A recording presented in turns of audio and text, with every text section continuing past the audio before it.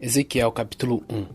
No dia 5 do quarto mês do ano 30, eu, o sacerdote Ezequiel, filho de Buzi, vivia na Babilônia, na beira do rio Quebar, junto com os judeus que haviam sido levados para lá como prisioneiros.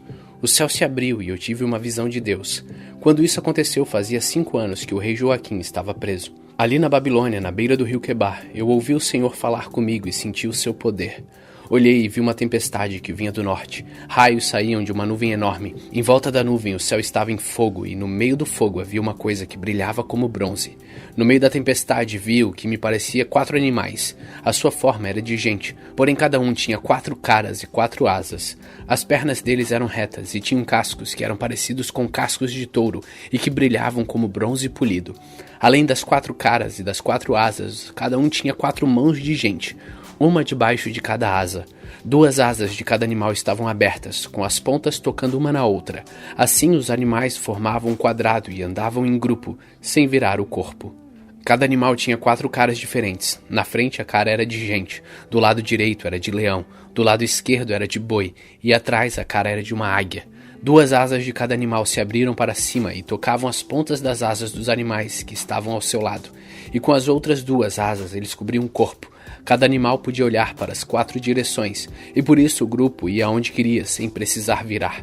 Entre os animais havia uma coisa que parecia uma tocha acesa e que estava sempre em movimento.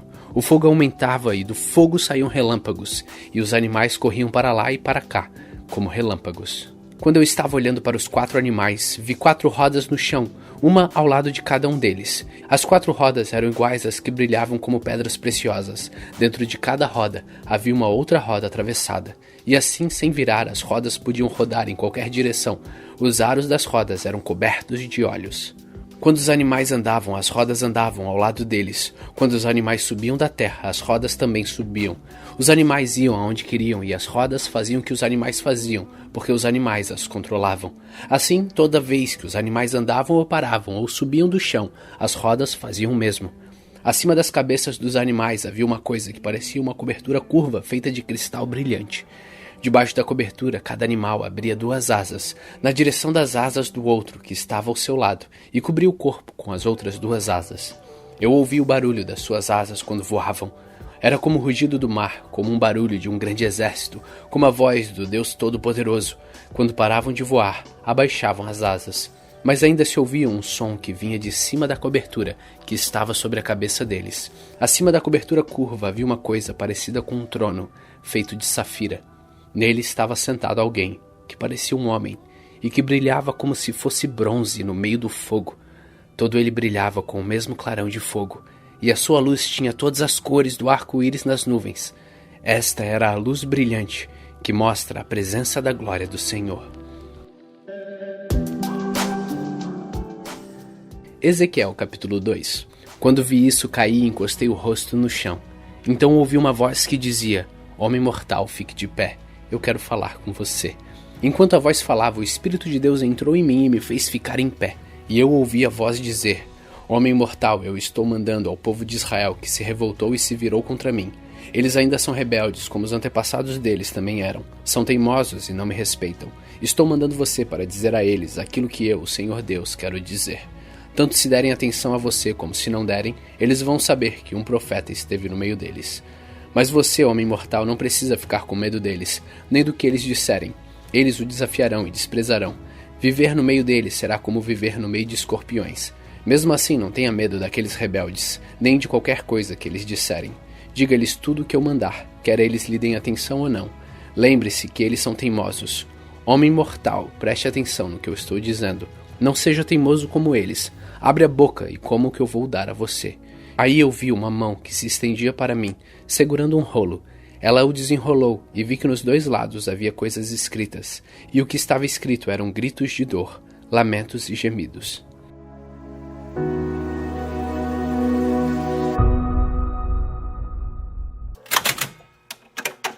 Salmos capítulo 131. Ó Senhor Deus, eu já não sou orgulhoso. Deixei de olhar os outros com arrogância. Não vou atrás das coisas grandes e extraordinárias que estão fora do meu alcance. Assim como a criança desmamada fica quieta nos braços da mãe, assim eu estou satisfeito e tranquilo, e o meu coração está calmo dentro de mim. Povo de Israel, põe a sua esperança em Deus, o Senhor. agora e sempre.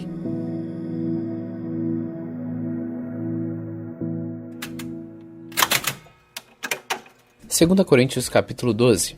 Embora não adiante nada, eu preciso me gabar de mim mesmo. Agora eu vou falar a respeito das visões e revelações que o Senhor me tem dado. Conheço um cristão que há 14 anos foi levado, de repente, até o mais alto céu. Não sei se isso de fato aconteceu ou se ele teve uma visão. Somente Deus sabe. Repito, sei que esse homem foi levado de repente ao paraíso.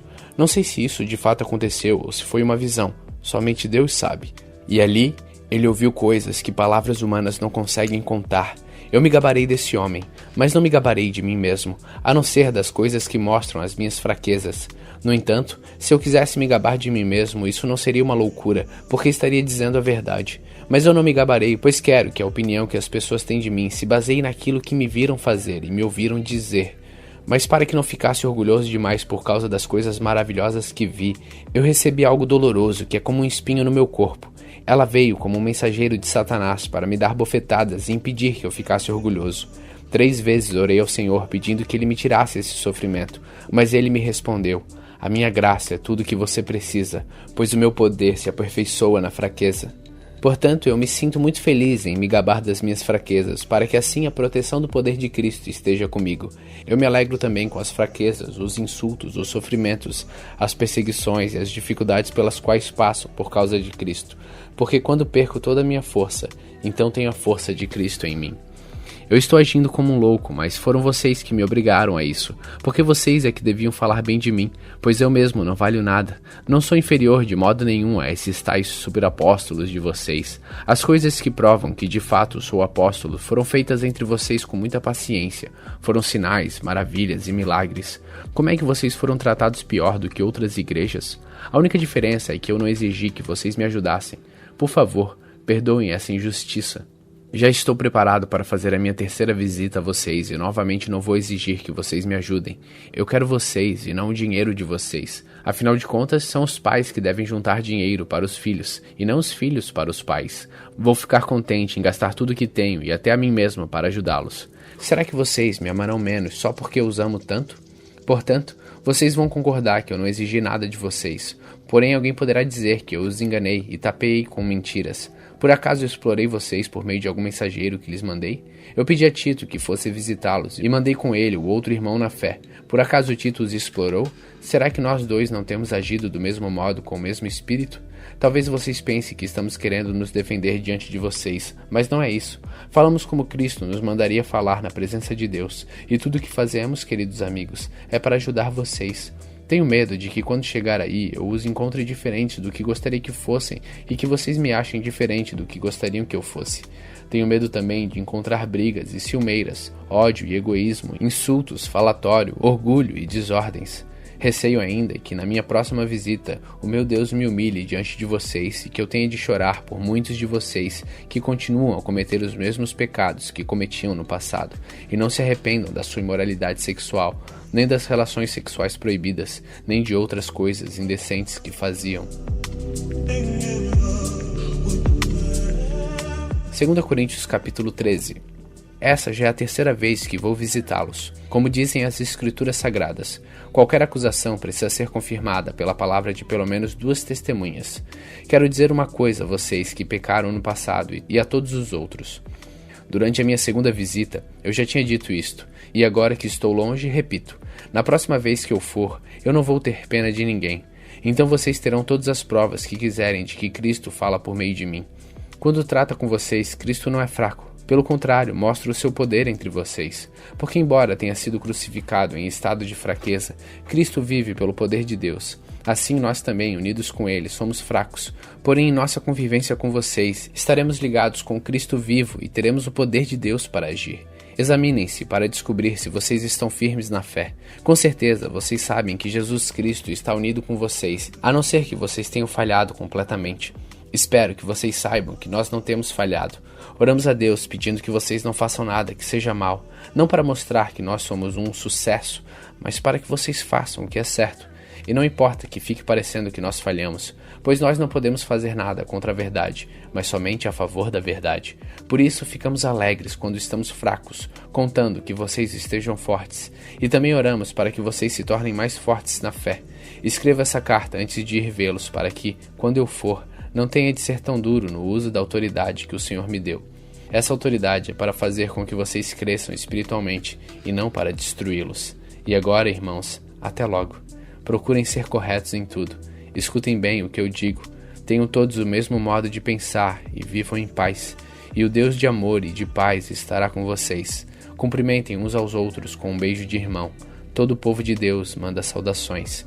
Que a graça do Senhor Jesus Cristo, o amor de Deus e a presença do Espírito Santo estejam com vocês.